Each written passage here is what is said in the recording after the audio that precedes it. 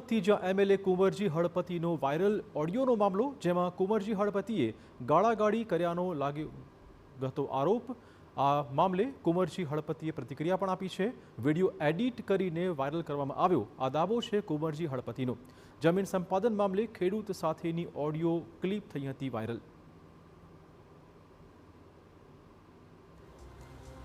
રાયસિંગ ચૌધરીએ મારી સાથે જે ગાળામગાળી કરી છે એ વિડીયો આખો એડિટિંગ કરવામાં આવ્યો છે અને એ જે ગાળો બોલ્યા છે તેને કાપી નાખવામાં આવ્યા છે।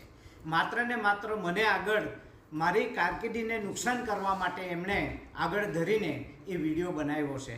અને રહી વાત રાયસિંગ ચૌધરીની, રાયસિંગ ચૌધરી એ આમ આદમી પાર્ટીનો પ્રમુખ છે।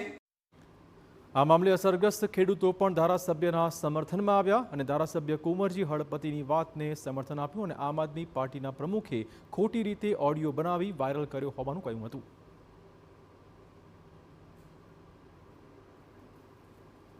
ગઈકાલે જે વિડીયો વાયરલ થયો એના બારામાં આજરોજ અમે સૌ નેશનલ હાઈવે નંબર 56ના અસરગ્રસ્ત ખેડૂતો તે ધારાસભ્ય શ્રીને ખોટી રીતે બદનામ કરવા માટે જે અધૂરો વિડીયો બનાવીને સોશિયલ મીડિયામાં વાયરલ કરેલ છે, જે અનુસંધાને ભેગા થયા છે।